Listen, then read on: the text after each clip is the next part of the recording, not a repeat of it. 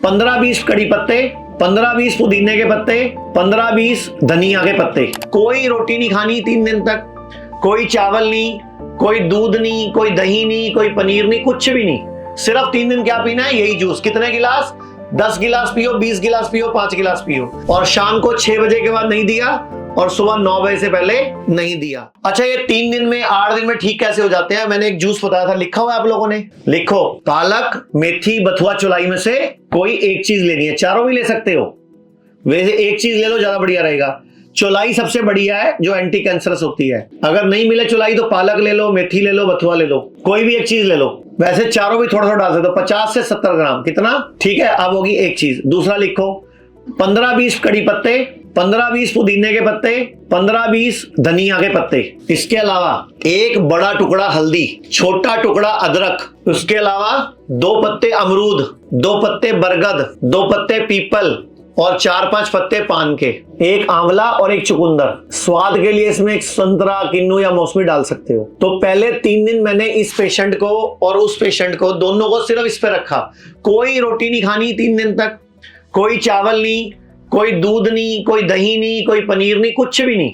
सिर्फ 3 दिन क्या पीना है? यही जूस। कितने गिलास? 10 गिलास पियो, 20 गिलास पियो, 5 गिलास पियो। ज्यादातर लोग 5-6 गिलास पीते हैं रूटीन में। 3 दिन तक कुछ भी। और शाम को 6 बजे के बाद नहीं दिया और सुबह 9 बजे से पहले नहीं दिया। इनकी गांठ खत्म हुई थी। मुझे यहाँ पे 2 दिन गांठें हो गई, तो मैं गया है किसी मित्र के पास, डॉक्टर है। उन्होंने देखा होगा, बोले तो निकलवाना पड़ेगा। हमने कहा निकलवाना? अरे उन्होंने कहा तो 2-3 हो रखी है। उन्हें हाँ निकलवाना पड़ेगा। उन्होंने बोला हाँ कि जो 2-3 गांठें हैं, एक यहाँ पे थी, किधर थी, 2-3 गांठें थी, इसको निकलवाना पड़ेगा। तब तक मनीष जी का शिविर लगा हुआ था। ये महीने में 2 बार लगाते हैं, 2 बार लगाते हैं, 3-3 दिन का शिविर। मुझे थोड़ा टाइम मिल गया, हमने कहा चलो इनके यहाँ चलते हैं। 3 दिन जाके वहां पे केवल मालिश मसाज हुआ, कोई दवाई नहीं खाई। जहां ऑपरेशन से 3 गांठ निकाली जा रही थी, मनीष जी के हिम्स में जाके केवल हमने वहां पे अपना 3 दिन मसाज हुई, थोड़ा वो स्टीम दिया, योग प्राणायाम किया, आहार किया। चौथे दिन गांठ तीन की तीनों गायब हो गई। और उन तीनों गांठों के लिए ऑपरेशन कर रहे थे।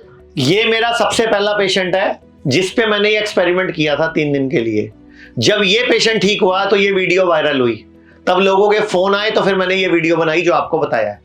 और इससे अब तक मेरे को कम से कम, मेरे पास 70-80 इंटरव्यू इकट्ठे हो चुके हैं, जो पेशेंट ने खुद बना के भेजे हैं कि हमारी गांठ खत्म हो गई, हमारी गांठ 20% कम हो गई, हमारी 40% कम हो गई। अब बहुत सारे लोगों को इससे भी फर्क नहीं पड़ा।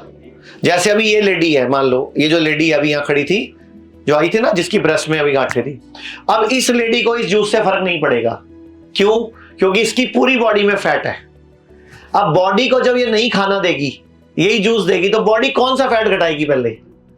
तो बॉडी के पास तो पूरी बॉडी में फैट है ना, उसके तो हिप्स भी हैवी है, पेट भी है, थाइस भी है, ब्रेस्ट भी है, अभी तो बॉडी कहां से घटाएगी? तो इसके लिए ऐसे पेशेंट को 3-4 महीने लगेंगे। जब ये पतली होगी तब जाके गांठों तक इफेक्ट आएगा। अच्छा, ब्रेस्ट की गांठ में आप लीच थेरेपी भी कर सकते हो, पंचकर्मा भी कर सकते हो।